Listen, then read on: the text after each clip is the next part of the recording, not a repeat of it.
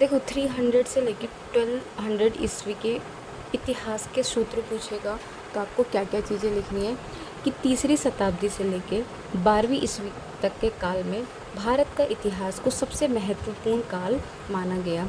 इसमें गुप्त साम्राज्य काफ़ी ऊंचाई पर चढ़ा और जितने भी क्षेत्रीय शक्तियाँ थी उनका उदय हुआ और यहाँ तक उदय हुआ, ठीक है।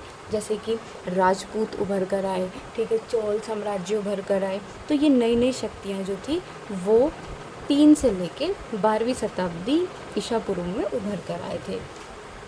हमने इन्हीं सभी कालखंड में, कालखंड मतलब इन्हीं सभी समय में, ठीक है, समय को समझने के लिए अलग अलग सूत्रों पर निर्भर रहना पड़ता है। यानी कि चोल कब आया, गुप्त वंश कब आया, कुषाण वंश का क्या है, मौर्य कालीन का टाइम क्या है, तो वो सभी कालखंड को समझने के लिए हमें अलग अलग सूत्रों पर निर्भर रहना होता है, ठीक है।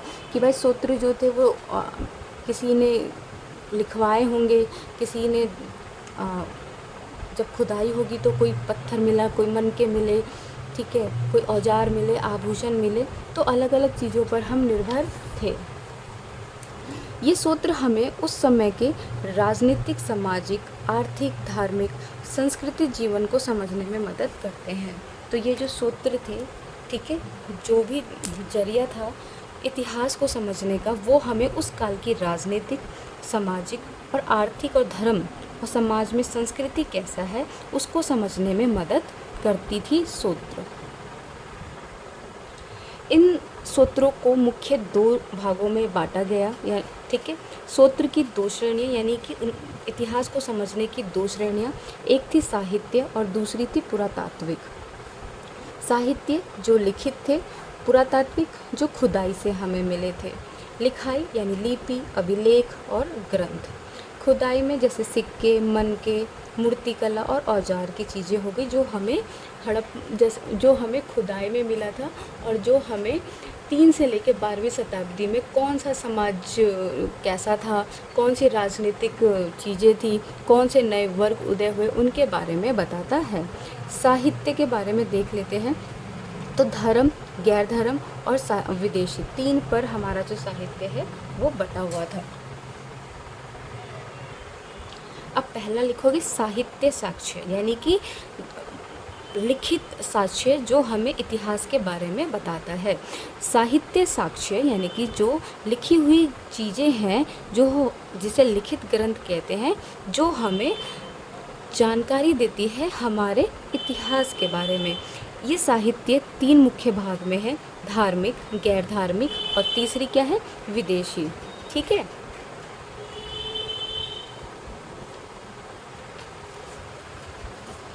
ठीक है ना।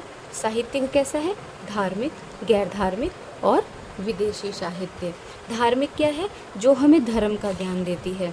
गैर धार्मिक जो नाटक, कविताएं, लोक कहानियाँ, ठीक है, वेद, विज्ञान, गणित, इसके बारे में बताती है, जिसका संबंध धर्म से नहीं होता है।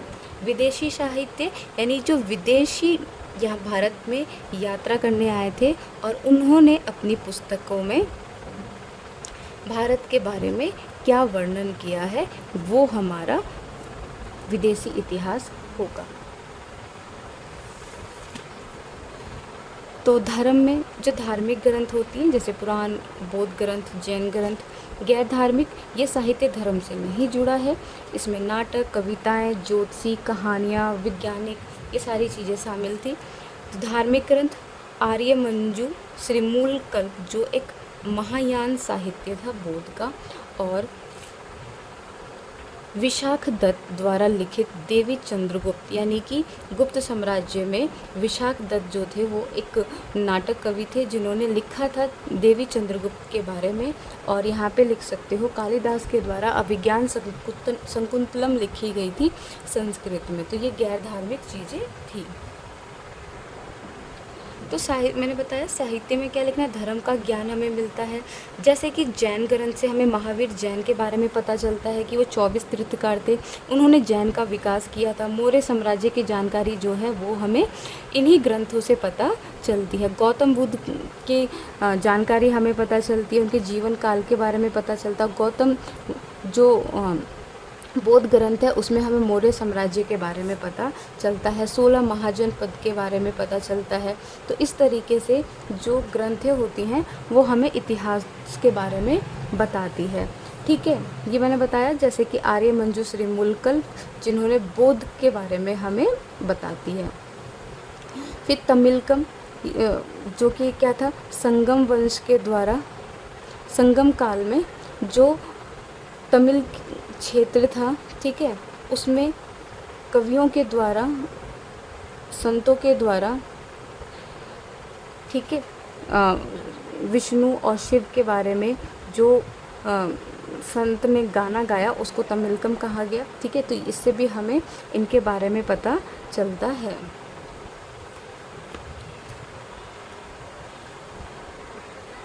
फिर गैर धार्मिक जो कि धर्म से जुड़ा हुआ नहीं था, ये समाज से जुड़ा हुआ था। ठीक है, इसमें नाटक, कविताएं, ज्योतिषी का ज्ञान, कहानियाँ आदि चीज़ें मिली थी जो हमें 300 से लेके 600 ईसा पूर्व के संस्कृत साहित्य के बारे में भी पता चलता है। गुप्त शासन काल के संस्कृत साहित्य, उनके महत्व, उनको स्वर्ण युग कहा जाता था। ये सब चीज़ें जो हैं हमें इन्हीं गैर धार्मिक पुस्तकों से पता चलती है। जैसे कि कालिदास ने चंद्रगुप्त द्वितीय के टाइम पे वो दरबारी थे और उन्होंने नाटक अभिज्ञान शकुंतलम लिखा था, जिससे हमें इनकी पुस्तकों से हमें गुप्त शासन के बारे में पता चलता है। इसी काल में बड़ी संख्या में धर्मशास्त्र और टीकाएँ लिखी गई थी।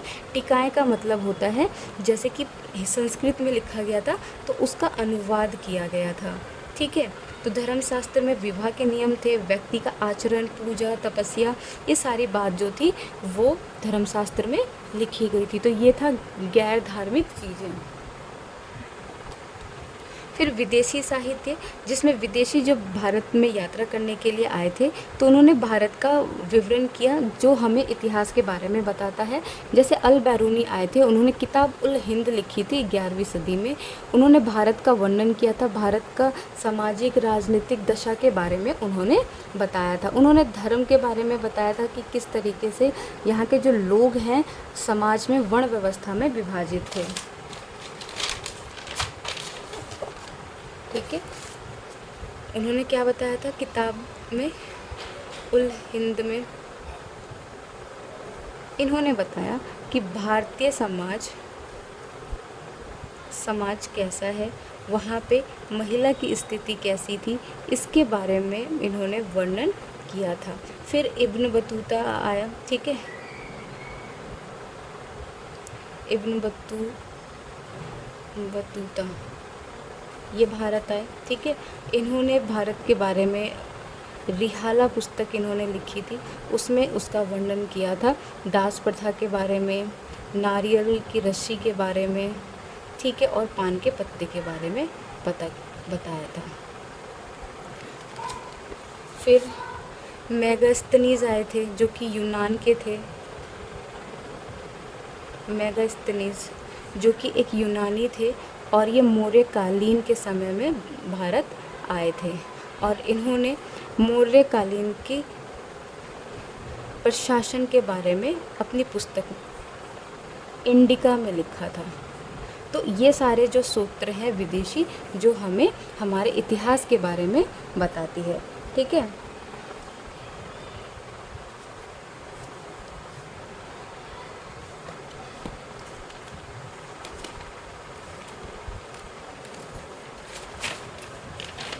तो यहाँ पे मैंने समझा दिया था।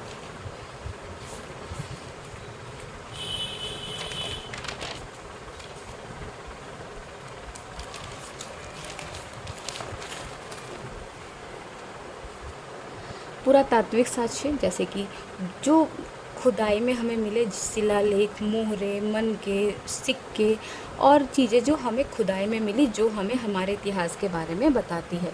सबसे पहले अभिलेख जो थे कठोर सतह पे लिखवाए जाते थे, जैसे मिट्टी, लकड़ी या धातु की चीज़ों पर जो थे अभिलेख लिखवाए जाते थे, जिसमें राजा कोई तारीख लिखवाता था। ठीक है, व्यवहार के बारे में लिखाता था, कानून मतलब उसे अगर कोई संदेश देना होता था तो उस संदेश के लिए वो लिखवाता था। ठीक है, राजा अपने क्रिया के बारे में, उसने क्या उपलब्धियां की, अपने विचारों को क्या करता था अभिलेख में लिखवाता था, और दान उसने कितना किया, ये सारी चीज़ें वो अभिलेख में लिखवाता था। तीसरी शताब्दी में जो अभिलेख लिखे जाते थे वो प्राकृतिक भाषा में थे, यानी कि मौर्य साम्राज्य के टाइम में आम बोलचाल जो थी उस भाषा में अभिलेख लिखाए गए थे। मगर धीरे धीरे करके क्षेत्रीय भाषाएं भी बोली जाने लगी, जिसमें आगे चल के तमिल, संस्कृत ये भाषाएं भी उभरी और इन्होंने भी इसी भाषा में हमें बहुत सारे संस्कृत में हमें पुराण देखने को मिली, धर्मशास्त्र देखने को मिली, ठीक है। तो आगे चल के जो अभिलेख थे वो अलग अलग भाषाओं में भी देखने को मिले थे, जिससे हमें पता चलता है कि आगे चल के जो है नई नई भाषाओं का उदय भी हुआ था। तो उदाहरण दो कि अभिलेख से भूमिदान, ठीक है, तमिल के अभिलेख मिले, सैन्य का विस्तार कैसे हुआ, चोल शासक ने तेलुगु में अभिलेख लिखवाए और समुद्रगुप्त ने अपनी संस्कृत में हरिशेन पुस्तक जो लिखवाई थी, ठीक है। तो ये अभिलेख के साक्ष्य मिले थे, जिसमें हमें अलग अलग राजा के बारे में पता चला था, ठीक है। तो ये मतलब इस तरीके से आपको ब्लैक पेन से ये चीज़ें लिखनी है। फिर दूसरा क्या लिखोगे, इसके अंदर सिक्के। 3 से लेकर 12वीं शताब्दी में दक्षिण भारत के अंदर मंदिरों का क्या किया गया था, निर्माण करवाया गया था। जो राजा थे उन्होंने मंदिर का निर्माण किया था, क्योंकि बहुत सारे मंदिरें हमें मिली है, जैसे कि बृहदेश्वर जो कि चोल साम्राज्य के टाइम पे बनाया गया था, ठीक है, जो कि किसको समर्पित था, शिव को समर्पित था। तो ये भी हमें क्या बताता है, राजनीतिक और राजा कितना ताकतवर होगा इसके बारे में बताता है। बहुत सारे 3 से लेकर 12वीं शताब्दी में हमें ताम्रपत्र मिले हैं, ठीक है, जिससे पता चलता है कि उस समय के जो लोग थे वो दान देते थे। सिक्का, जो सिक्के का अध्ययन करता है उसे मुद्रा शास्त्र कहा जाता है। सिक्के का अध्ययन करने वाले को मुद्रा शास्त्र कहा जाता है। मुद्राएं उस समय आर्थिक स्थिति, शासक की पहचान थी, अनेक धर्म और शासनकाल के बारे में पैसा जो है, सिक्का जो है वो हमें जानकारी देता है। राजा जो था वो मुद्राओं पर अक्सर अपना नाम, अपनी उपाधि और चित्र छपवाते थे, जिससे उनके शासन के बारे में पता चले। जैसे कि एग्जाम्पल,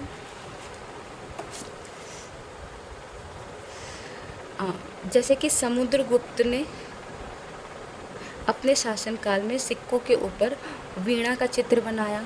चंद्रगुप्त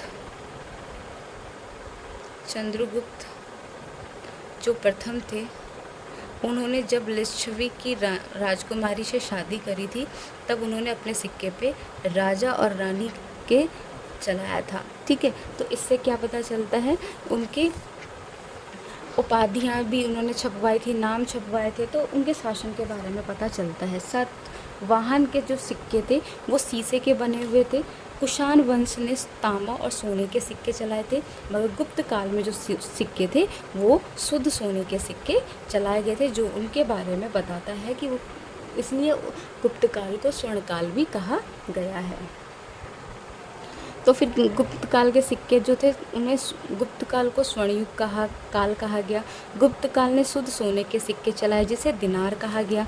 फिर आगे चल के जो अलग अलग राजा बने, उन्होंने कुछ ने धातु तांबे के सिक्के चलाए, जिससे उनके जो क्षेत्रीय स्तर है, जो उनकी अर्थव्यवस्था है, उसके बारे में पता चलता है। फिर यही सारी चीज़ें लिखनी है कि गुप्त काल के जो सिक्के थे उसके पीछे धार्मिक चिन्ह थी, जिससे राजा जो हैं वो धर्म से जुड़े हुए थे। ये हमें उनके सिक्कों से उनका इतिहास पता चलता है, ठीक है।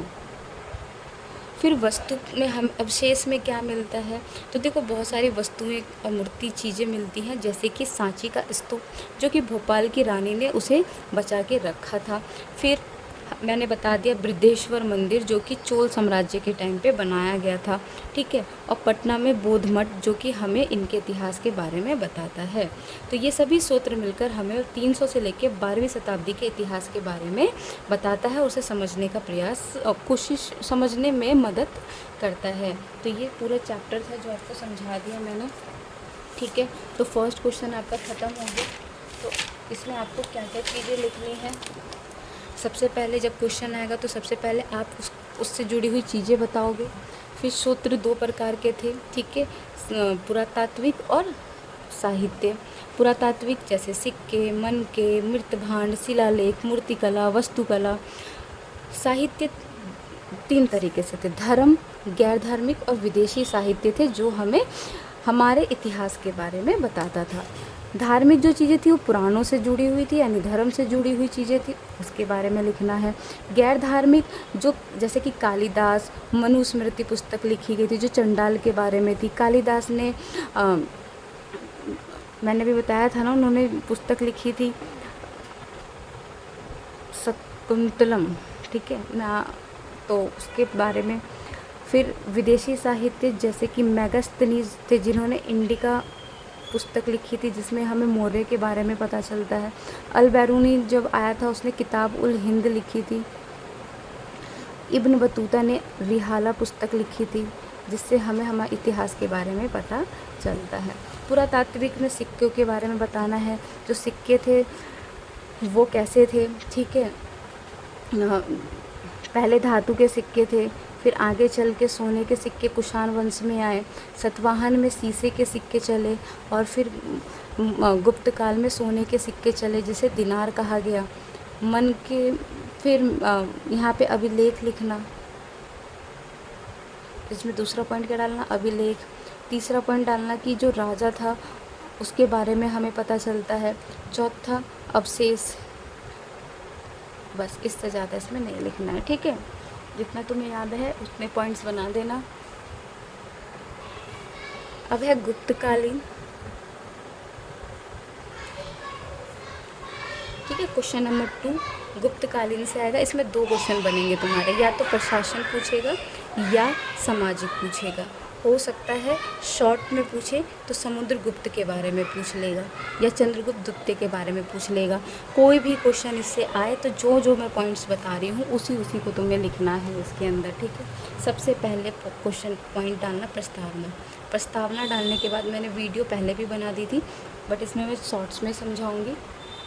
तो सबसे पहले लिखना 275 से लेके 550 तक का काल जो है वो गुप्त वंश का काल माना जाता है, मगर जो वास्तविक है वो 319 से लेके 550 तक का माना जाता है, जिसमें चंद्रगुप्त प्रथम जो थे वो आए थे। उन्होंने विस्तार नीति अपनाई थी, ठीक है। इन्होंने लिच्छवी की राजकुमारी से शादी करी और लिच्छवी को अपने राज्य में शामिल कर लिया, ठीक है।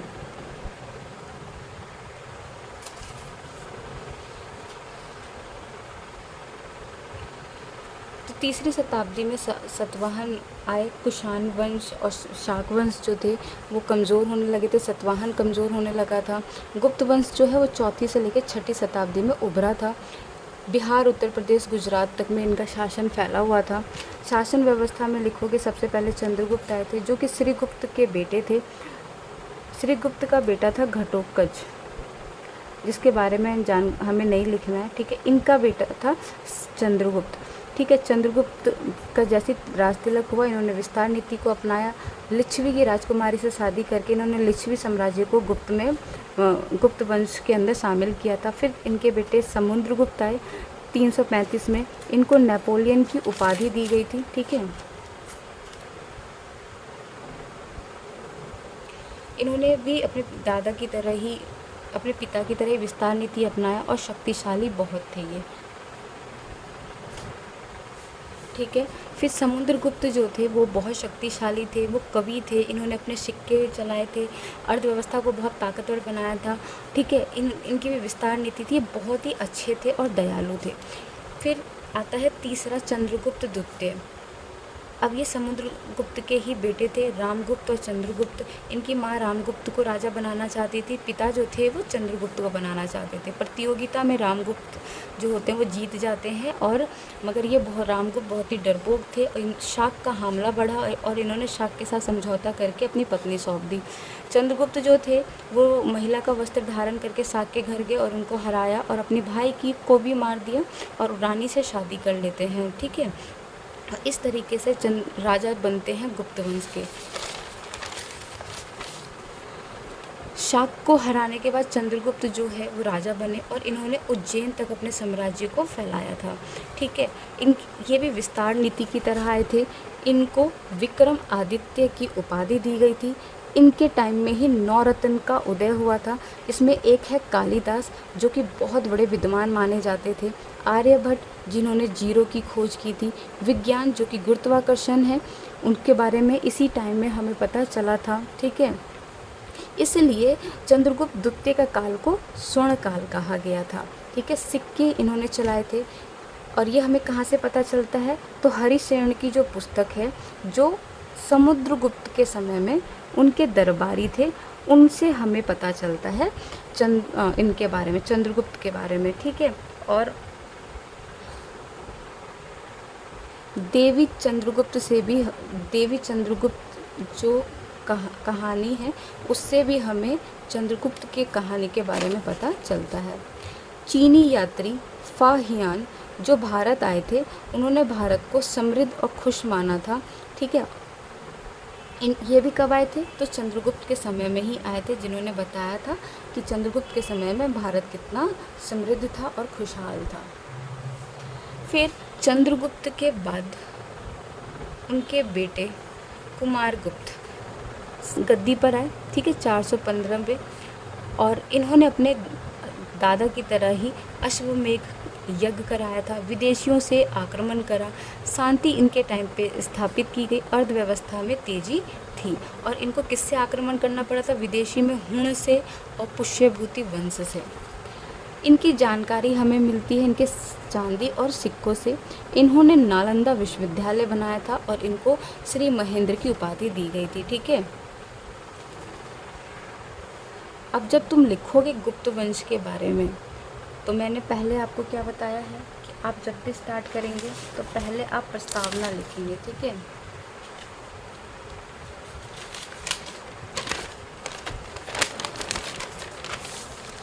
गुप्त वंश का जब आएगा तो पहले क्या लिखोगे, प्रस्तावना। प्रस्तावना में मैंने बता दिया कि श्रीगुप्त के बारे में गुप्त आए, फिर चंद्रगुप्त आए, इनके बारे में पूरी जानकारी देनी है तुम्हें। कुमार गुप्त और लास्ट में स्कंदगुप्त। ठीक है, ये सारे के सारे आए थे और इन सभी को इन गुप्त काल में उपाधियां दी जाती थी। राजा जो थे अपने आप को क्या देते थे, उपाधि देते थे। तो पहला क्या था, महाराज की उपाधि दी गई थी चंद्रगुप्त को। फिर दूसरा, नेपोलियन की उपाधि दी गई।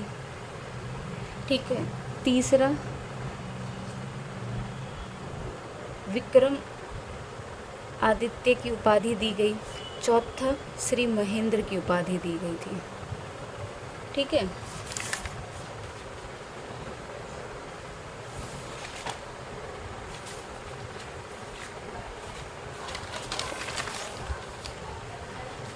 तो इन्हीं को महेंद्र की उपाधि दी गई थी। लास्ट में आते हैं स्कंदगुप्त, जिनके टाइम पे विदेशी आक्रमण बहुत ज़्यादा बढ़ने लगे थे। इन्होंने युद्ध किया, बट इन्होंने विस्तार भी किया, मतलब आक्रमण बढ़े तो इन्होंने हार नहीं मानी थी। मगर इनकी मृत्यु के बाद गुप्त वंश कमज़ोर होता चला गया था और इस तरीके से गुप्त वंश का पतन हो गया था।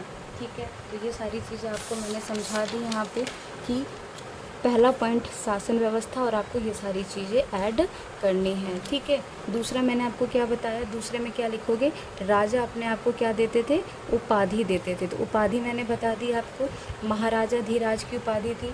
ठीक है,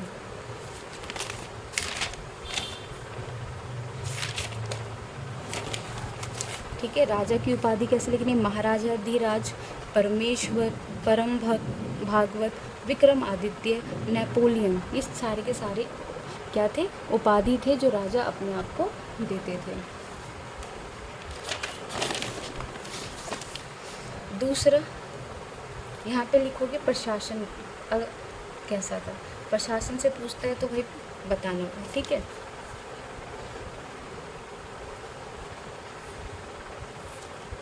पहला प्रशासन में आएगा राजा। तो राजा क्या थे, सब चीज़ में सर्वोच्च थे राजा। ठीक है, राजा ही समाज का मुखिया माना जाता था। जितनी भी शक्तियाँ थी, सबका प्रमुख जो था राजा था। ठीक है। देखो, गुप्त वंश में राजतंत्र था, राजा को सर्वोच्च माना गया था और जितनी भी शक्तियाँ थी, न्यायाधीश, सेना, सभी का प्रधान जो था वो राजा होता था। राजा की क्या क्या शक्तियाँ थी? न्याय की शक्तियाँ, सेना का प्रमुख और धार्मिक शक्तियों का प्रमुख राजा होता था। ठीक है, राजा के बारे में बताना है यहाँ पे। फिर इसी में दूसरा लिखोगे, राजा जो था वो किससे जोड़ता था? खुद को धर्म से जोड़ता था। वो खुद को धर्म का रक्षक बताता था और उसका काम था धर्म की रक्षा करना और ब्राह्मणों का संरक्षण करना, समाज में प्रजा की देखरेख करना। ठीक है, देखरेख करना ये इसका काम था। ठीक है, तीसरा पॉइंट लिखोगे, सैन्य शक्ति। सैन्य शक्ति कैसी थी राजा की?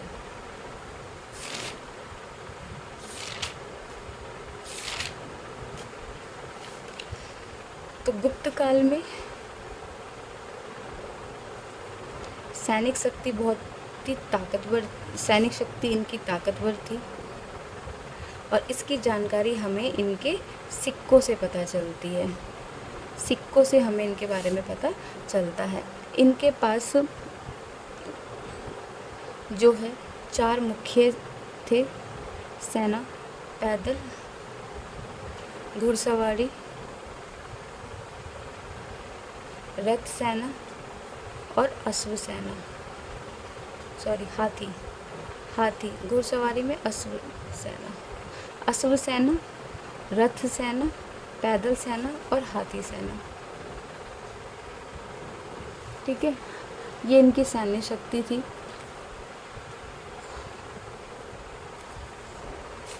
चौथा लिखोगे, स्थानीय प्रशासन कैसा था?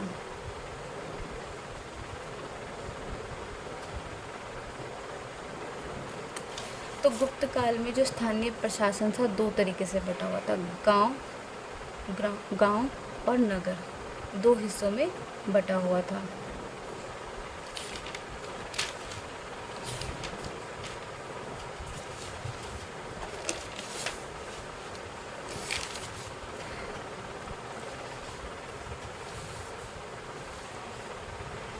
ठीक है, गांव के हर क्षेत्र को भुक्ति कहा जाता था, जहाँ पे कार्यकर्ता नियुक्त थे। ठीक है, कार्यकर्ता नियुक्त थे। इनको चुनता कौन था? तो राजा के द्वारा इनको चुना जाता था और इनको वेतन भी दिया जाता था। इनका काम होता था गांव में नियम कानून को देखना,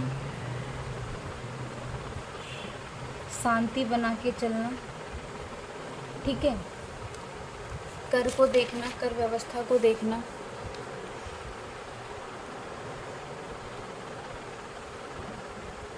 तो ये सारे इनके काम होते थे। फिर स्थानीय शासन में आता है आपका नगर। नगर में क्या था?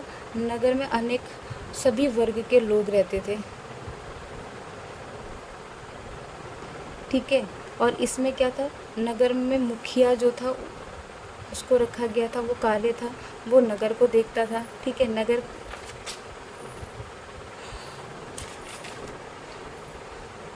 इसका काम, मुखिया का काम क्या? इसे नगर पार्षद कहते थे। मुखिया को नगर पार्षद कहा जाता था, इस पद को। ठीक है, इसका काम होता था शांति कायम करना, कर इकट्ठा करना,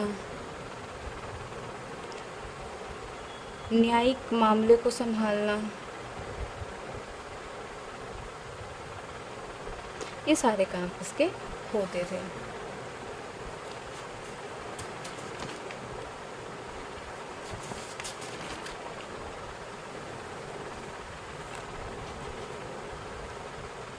ठीक है, कितना बता दिया आपको?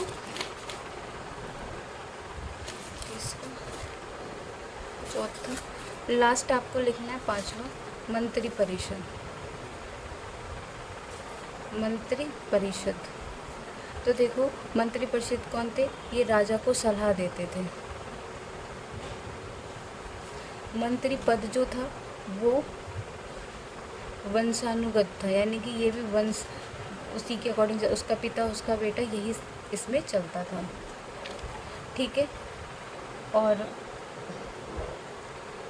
इसमें क्या होते थे, जितने भी मंत्री होते थे, जितने भी कार्यकर्ता होते थे, सबकी नियुक्ति राजा के द्वारा की जाती थी। ठीक है, राजा के माध्यम से होती थी और इनको वेतन भी दिया जाता था। इनका मंत्रिपरिषद बहुत ही ज़्यादा मजबूत था और इनके बीच में एक अच्छे रिश्ते थे, अच्छे रिश्ते थे, एक दूसरे को समझने की शक्ति थी, जिसके वजह से इनका मंत्रिपरिषद जो था बहुत ही ज़्यादा मजबूत बना था। ठीक है, बस इतना ही आपको लिखना है, इससे ज़्यादा और आपको इसमें ऐड नहीं करना है। चोल साम्राज्य, देखो चोल साम्राज्य से भी इसका या तो प्रशासन पूछ लेगा या इसका स्वशासन पूछ लेगा या फिर आपका स्थानीय शासन, कुछ भी पूछता है। ठीक है, तो जो मैं पॉइंट लिखवा रही हूँ बस उसको लिखना है। सबसे पहला हेडिंग डालना है प्रस्तावना। प्रस्तावना में आपको बताना है कि जो चोल साम्राज्य था ये जो है वो दक्षिण भारत में आया था। ठीक है, दक्षिण भारत में आया था। ठीक है, 8 से लेके 12वीं शताब्दी तक का जो काल रहा था वो दक्षिण भारत में चोल वंश का रहा था। ठीक है, चोल वंश का जो इतिहास है वो बहुत ही ज़्यादा लंबा रहा है, इसलिए चोल वंश हमारे इतिहास में सबसे अहम रोल प्ले करता है। ठीक है,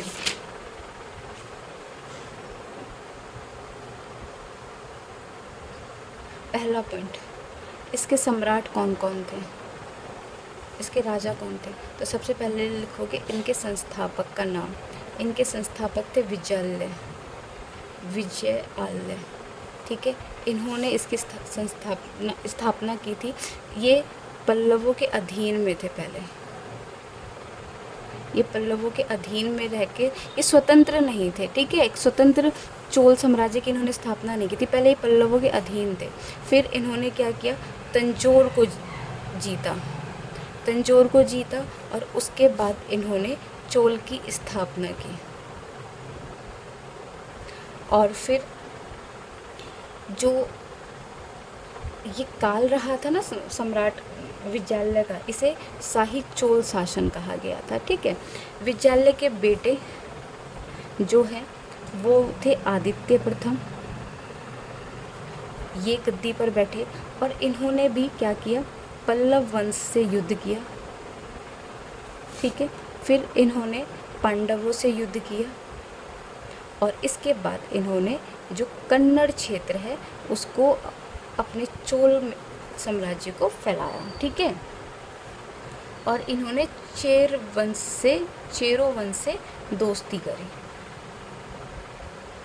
फिर आदित्य के बेटा है जिनका नाम था प्रानंदम।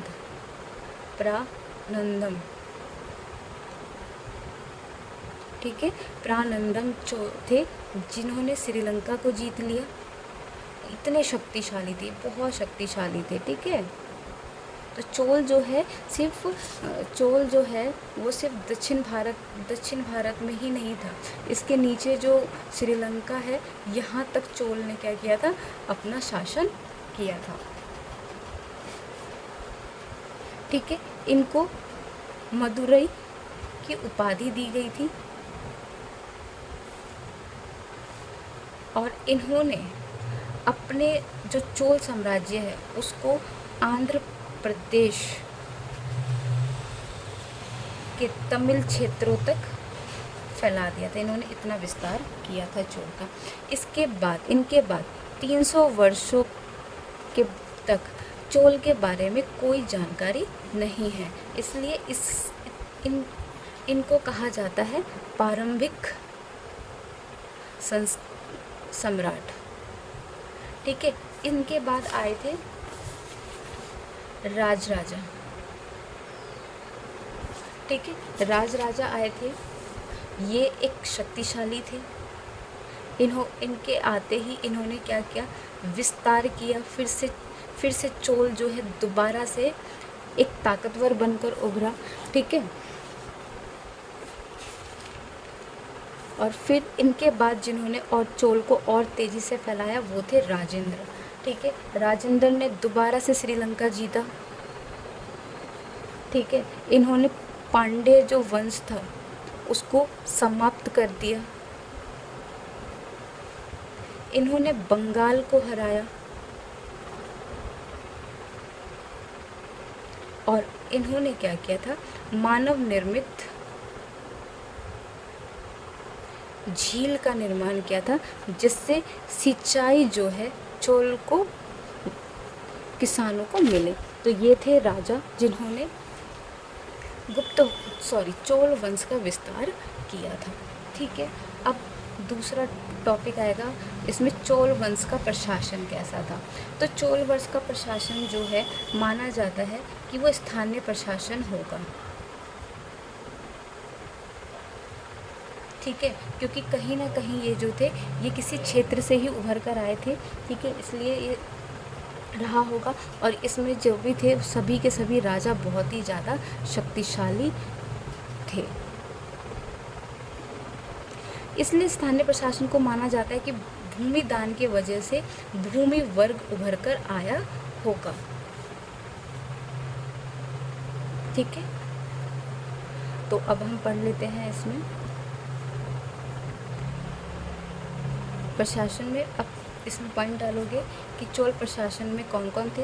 तो सबसे पहले अधिकारी थे जिनको नियुक्त किया गया था समाज की देखरेख के लिए। तो सबसे पहले आते हैं न्यायाधीश जो न्याय के लिए बने थे। फिर आता है सेना का कमांडर जो सेना को देखेगा, सेना का कमांडर। फिर आते हैं उच्च अधिकारी पद,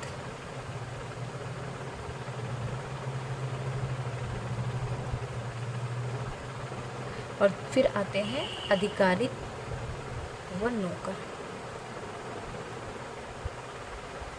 ठीक है। ये सारे के सारे थे जो चोल प्रशासन में अपना योगदान दे रहे थे और इनका काम था अपने अपने अनुसार लोगों की देखरेख करना।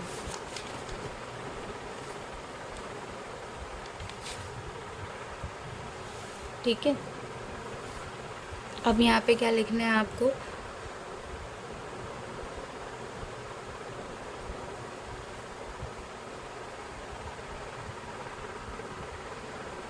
दंड प्रणाली जो कि बहुत कठोर थी। और यहाँ पे जो अपराधी जो थे वो अपराध अगर करते थे तो उनके जो थे अंग काट दिए जाते थे, या तो कई बार उनसे सफाई का काम कराया जाता था, जैसे तालाब नगर, ठीक है, ये सब साफ कराया जाता था।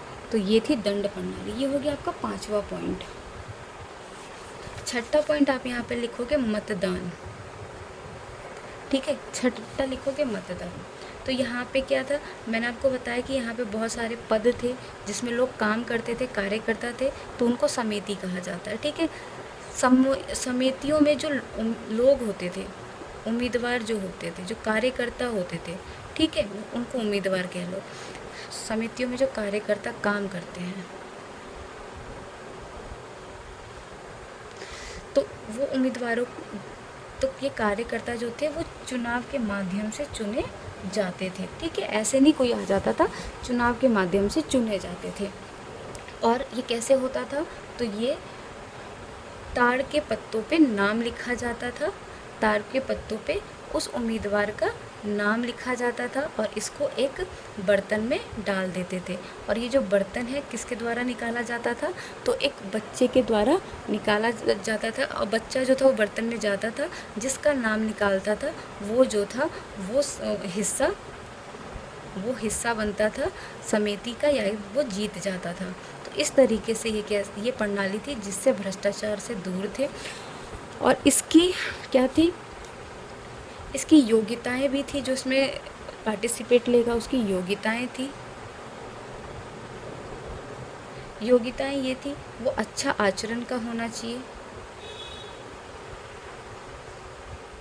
ठीक है, उसकी उम्र देखी जाती थी और वो उसकी संपत्ति देखी जाती थी, ठीक है, इस तरीके से।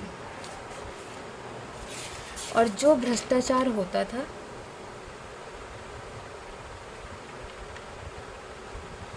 उसको दूर रखा जाता था इस मतदान से। ठीक है। 7वां पॉइंट, कर प्रणाली। पैसा आता था तो देखो कर प्रणाली का के लिए कौन है? कृषि। तो हर समाज, कृषि जो था वो प्रधान था चोल साम्राज्य में। ठीक है। कृषि से ही क्या लेते थे? कर लेते थे। फिर दूसरे आते हैं व्यापारी वर्ग, जिनसे कर वसूला जाता था। ठीक है। और कर का प्रयोग कहाँ करते थे ये लोग? तो कर का प्रयोग था मंदिर का निर्माण करने में करते थे, सिंचाई व्यवस्था करने में करते थे। ठीक है। सार्वजनिक कार्य के लिए करते थे और उपज को बढ़ाने के लिए करते थे। ठीक है। ये सारे काम करते थे।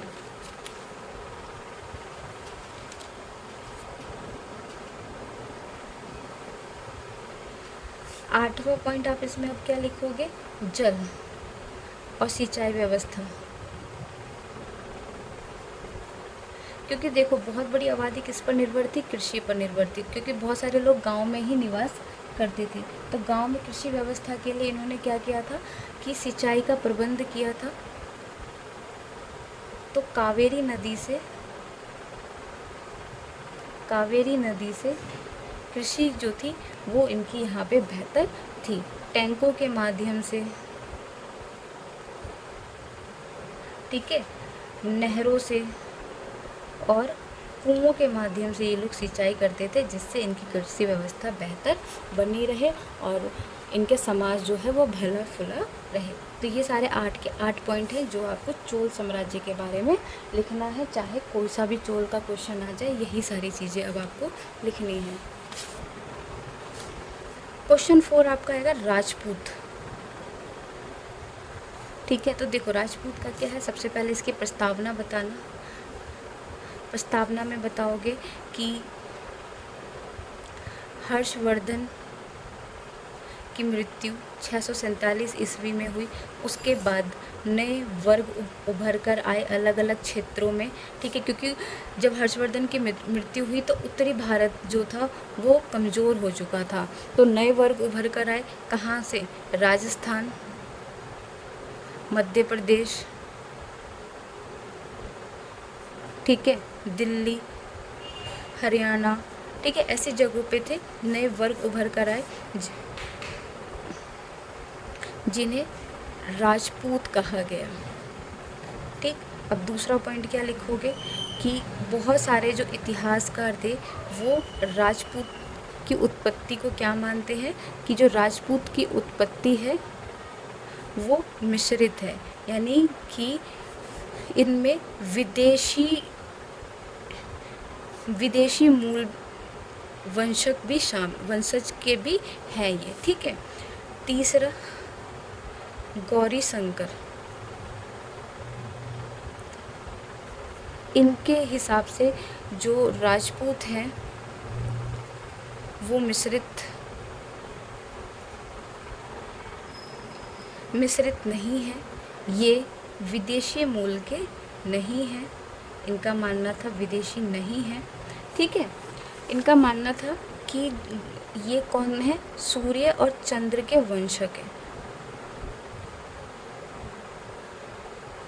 और इन्होंने बोला कि जो अग्नि है, ठीक है, अग्नि जो है वो सिर्फ भारत के अंदर पूजा की परंपरा है, भारत में पूजा की परंपरा है, विदेशों में अग्नि पूजा परंपरा नहीं है। इसलिए जो राजपूत हैं वो कौन है? देसी है। ये इन्होंने माना था।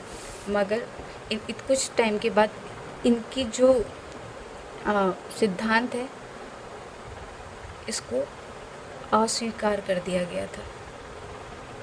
ठीक है। फिर चौथा पॉइंट डालोगे इसमें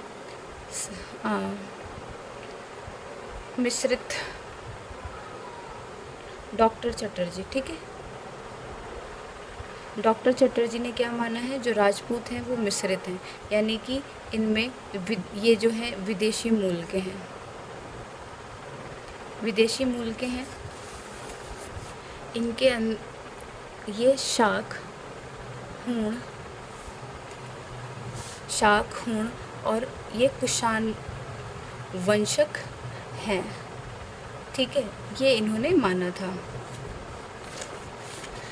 फिर 5वां पॉइंट लिखोगे साहित्य।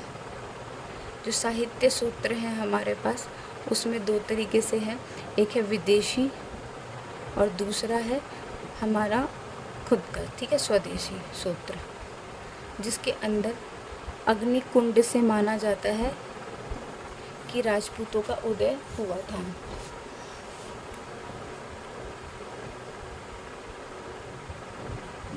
राजपूतों का उदय हुआ था। अग्नि में क्या हुआ था कि जो यज्ञ करवाया गया था,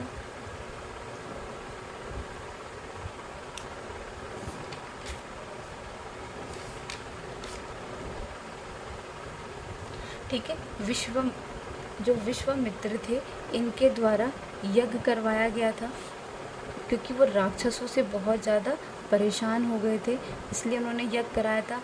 और इस अग्नि से उनको 3 राजपूत मिले थे, और वो 3 राजपूत कौन से थे? परमार, ठीक है, प्रतिहार और चालुक्य। मगर इससे भी राक्षस जो है वो नहीं हारे। तब जाके जब हार नहीं हुई तो चौथी बार यज्ञ करवाया गया, और इसके बाद आए चौहान। तो इसी तरीके से राजपूतों का उदय माना गया। ठीक है,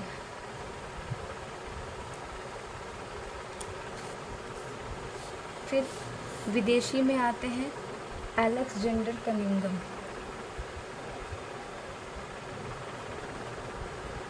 अलेक्जेंडर कनिंघम जो कि कौन थे? ये पुरातत्व सर्वेक्षण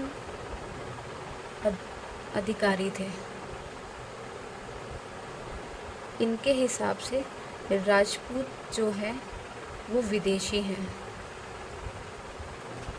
ठीक है, इनके ये शाक और हूण के मिश्रित हैं। ठीक है, मिश्रित वंशक के हैं। इन्होंने क्या किया है? हिंदू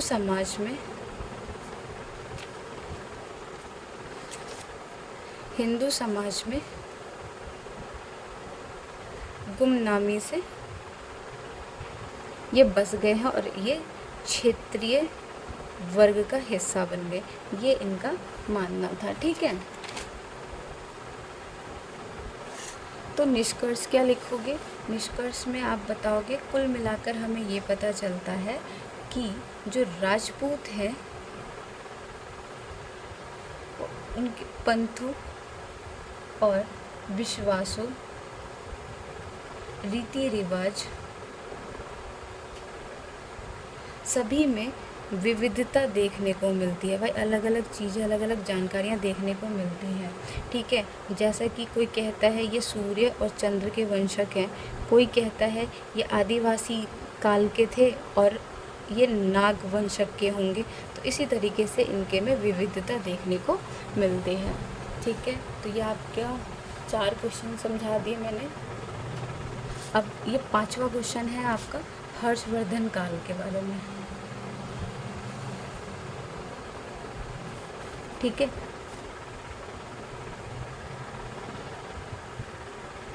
हर्षवर्धन, तो देखो ये जो है ये पुष्यपति वंश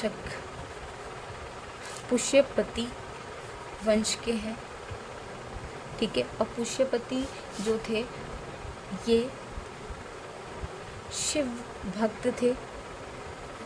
ठीक है, और हर्षवर्धन का काल जो है वो 6ठी शताब्दी से लेके 7वीं शताब्दी तक का माना जाता है।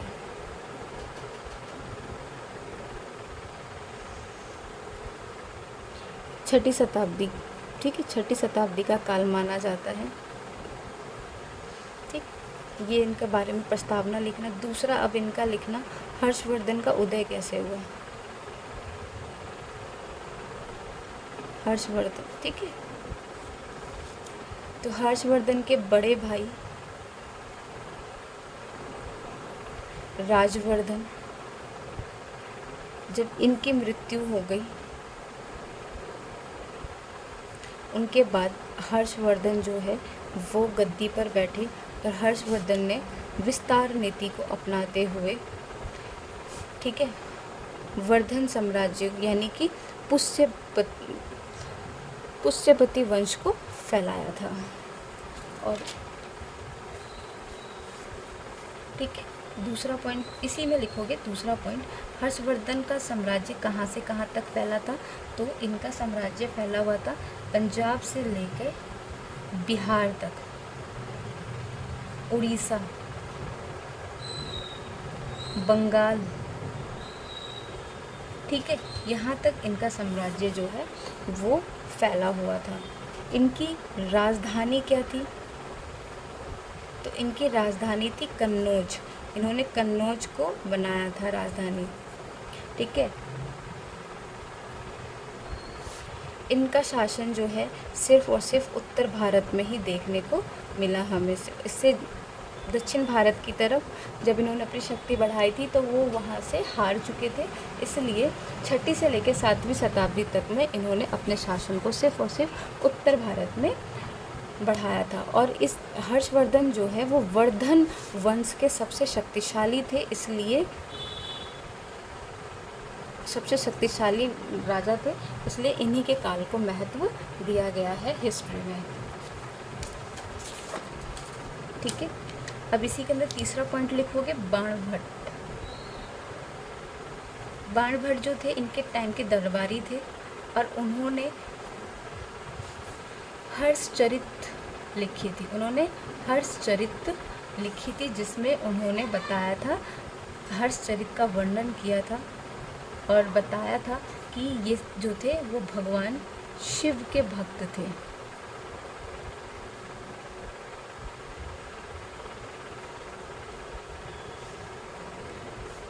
इन्होंने महाराजा धीराज की उपाधि ली थी। महाराजा धीराज की उपाधि ली थी, ठीक है। नेक्स्ट जो है आप एग्जाम्पल से समझा दोगे कि जो पुष्य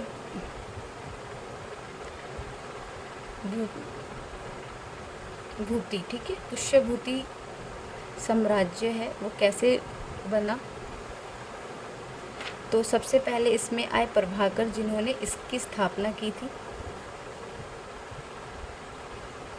ठीक है, प्रभाकर वर्धन जिन्होंने इसकी स्थापना की।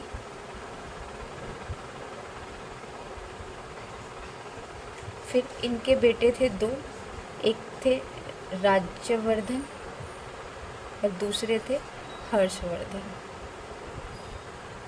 ठीक है। इनकी मृत्यु के बाद हर्षवर्धन जो थे वो राजा बने थे, ठीक है। इन्होंने 41 वर्षों तक जो है शासन किया था। 41 वर्षों तक इन्होंने शासन किया था और अधिकांश भागों में इन्होंने अपने साम्राज्य को फैलाया था,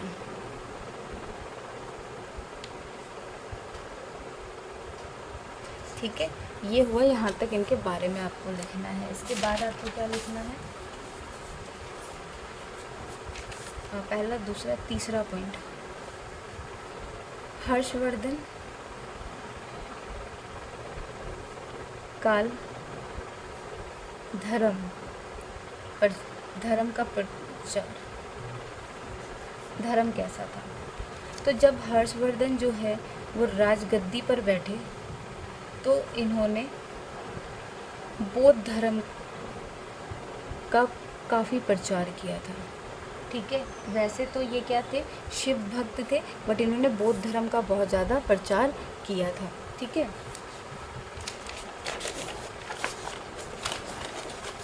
इन्होंने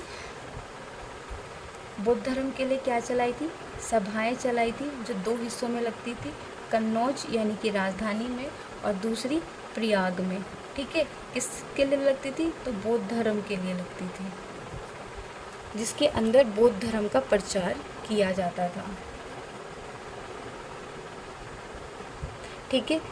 इसमें फिर लिखोगे, इन्होंने बहुत सारे हजारों स्तूप बनाए थे, जिसके अंदर जो बौद्ध के भिक्षुक थे वो यहाँ पे आके विश्राम करते थे। तो इससे हमें पता चलता है इन्होंने बौद्ध धर्म के लिए कितना किया था। ठीक है।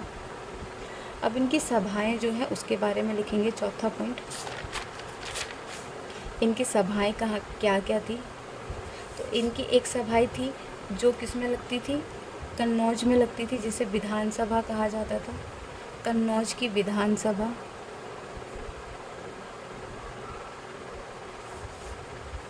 और ये कब लगी थी, तो 7वीं शताब्दी में लगाई थी इन्होंने। 7वीं शताब्दी में कन्नौज को इन्होंने अपनी राजधानी बनाई थी हर्षवर्धन ने, और इन्होंने महान धार्मिक सभा का आयोजन किया था, सभा का आयोजन किया था। ठीक है। इसका उद्देश्य क्या था इस सभा का, तो इस सभा का उद्देश्य था कि बुद्ध की शिक्षाओं को विशेष रूप से प्रकाश करना, बुद्ध की जो शिक्षाएं थी उसको फैलाना, ये इसका उद्देश्य था, जो कि सभा में लगती थी। ठीक है। दूसरी इनकी सभा लगती थी प्रयाग में, जो कि प्रयाग विधानसभा थी।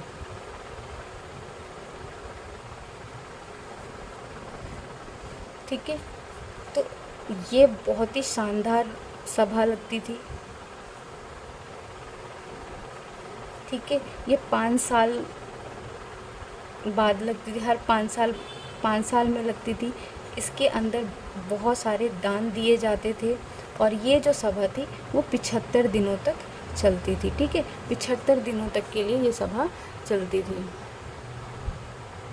और इसमें सभी वर्गों के लोगों को दान दिया जाता था। जैसे कि गुप्त काल में सिर्फ और सिर्फ ब्राह्मणों को दान दिया जाता था, ऐसा नहीं था।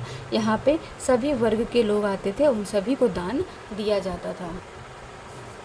5वां पॉइंट लिखोगे इसमें आप, प्रशासन कैसा था इनका।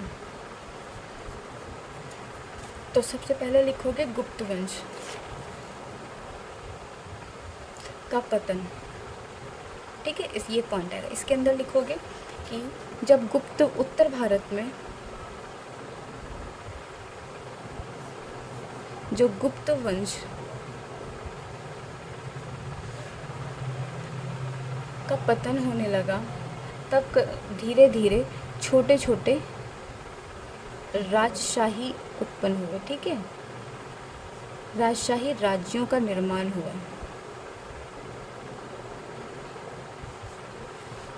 और फिर उसके बाद लिखोगे उसी में वर्धन, फिर आएगा दूसरा पॉइंट आएगा वर्धन वंश। ठीक है। इसमें लिखोगे पंजाब, कन्नौज, मिथिला यानी कि बिहार, उड़ीसा, प्रयाग सब जीतने के बाद हर्षवर्धन ने युद्ध पर विराम लगा दिया। फिर वो युद्ध नहीं करे, इसलिए ये उत्तर भारत में ही रह के सिमट गए थे। ठीक है। उत्तर भारत में ही फैले थे। ठीक है। अब 6ठा पॉइंट आएगा कि प्रशासन में राजा, इसी में लिखना कि राजा जो था वो प्रशासन का मुखिया माना जाता था। ठीक है। मुखिया होता था। ये सब मैंने समझा दिया भाई, यही मुखिया होगा। ठीक है। बट ये निरकुंश नहीं थे, और ये हमें इनके अभिलेख से पता चलता है।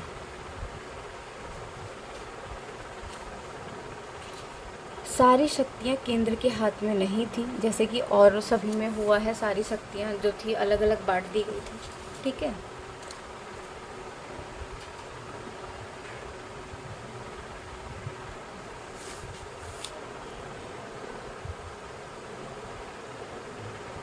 ठीक है।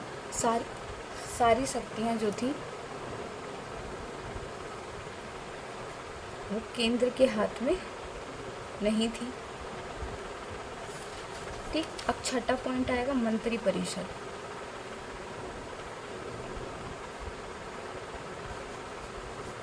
तो लिखोगे हर्षवर्धन के समय में हर्षवर्धन के जो मंत्री थे वो बहुत ही ज़्यादा प्रभावशाली थे। मंत्री परिषद बहुत प्रभावशाली थे और संकट के समय महत्वपूर्ण भूमिका निभाते थे। ठीक है, संकट के समय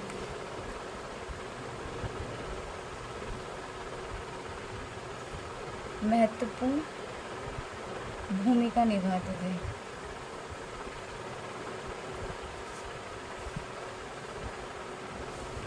जितने भी महत्वपूर्ण फैसले होते थे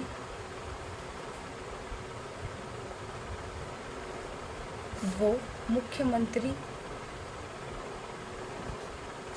द्वारा लिए जाते थे। ठीक है, मुख्यमंत्री द्वारा यानी सीएम द्वारा।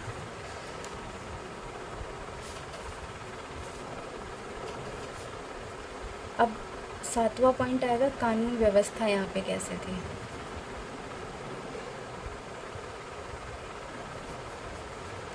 तो यहाँ पे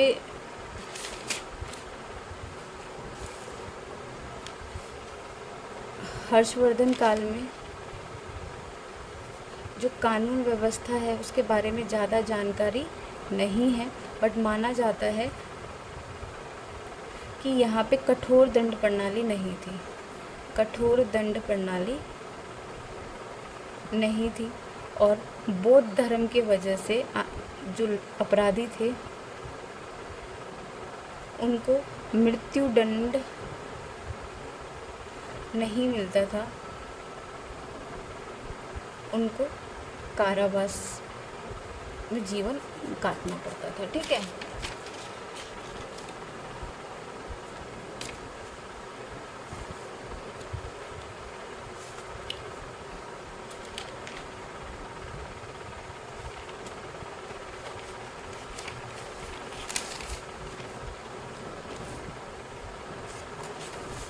आठवां पॉइंट लिखोगे सामाजिक स्थिति।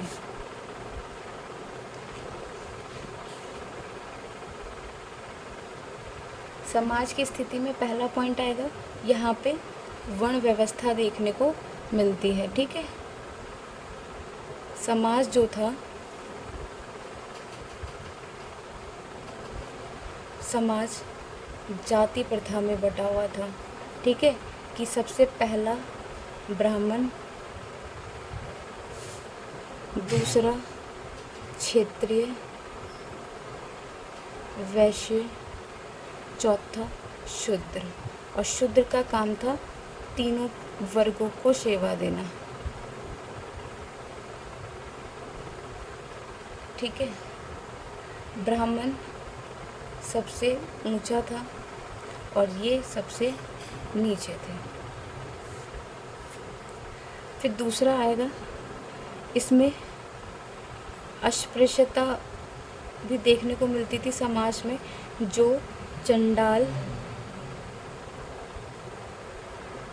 भंगी इस जाति के लोग होते थे, उनको अपने होने के कि वो किसी मतलब कहीं से भी वो गुजरते थे, किसी गली से गुजरते थे, तो उनको अपने होने के लिए क्या करता था, आवाज़ देनी पड़ती थी, चिल्लाना पड़, थाली बजाना, बर्तन थाली बजाना, बोल बोल कर चलना। मतलब ये सारी चीज़ें थी कि किसी तरीके से लोगों को क्या करा जाए, लोगों को बता दिया जाए कि हम आ रहे हैं, जिससे वो बच सके।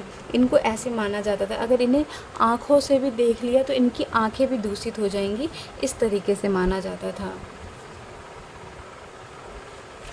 ठीक है, फिर दूसरा लिखोगे विवाह। तो यहाँ पे विवाह को लेके कठोर नियम थे।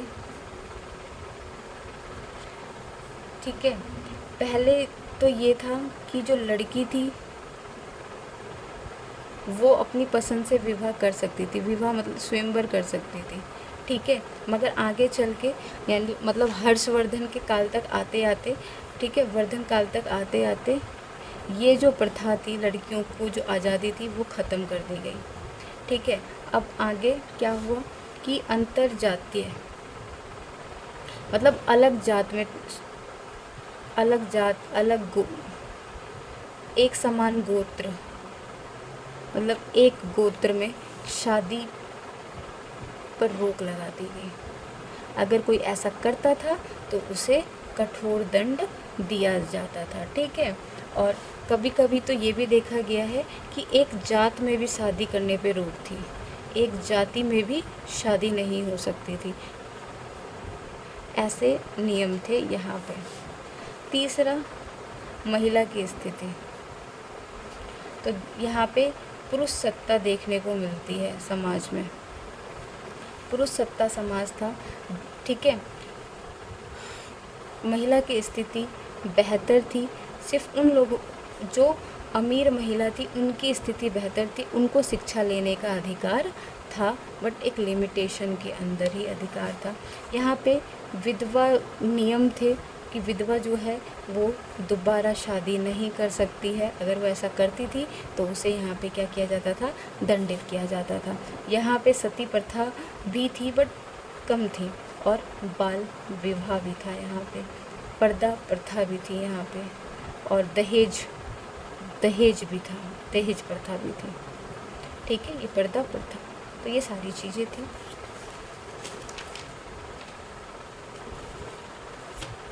तो आई होप आपको सारी चीज़ें समझ में आ गई होगी, और इसी के साथ जो आज के 5 क्वेश्चन हैं वो मैंने यहाँ पे समझा दिए थे।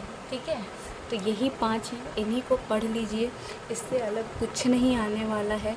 ठीक है, जो ऑप्शंस में भी दिए रहेंगे तो उसमें भी चंद्रगुप्त द्वितीय या फिर समुद्रगुप्त के बारे में पूछ लेगा, या हर्षचरित के बारे में पूछ लेगा। हर्षचरित किसके बारे में, तो हर्षवर्धन के बारे में लिखना है। तो यही सारे क्वेश्चंस होंगे, इस 5 को पढ़ लो, इससे अलग कुछ भी नहीं आएगा। अगर वीडियो अच्छी लगे तो प्लीज़ लाइक कर देना। ठीक है, और बेस्ट ऑफ लक फॉर कल आपके एग्ज़ाम के लिए। Okay, bye.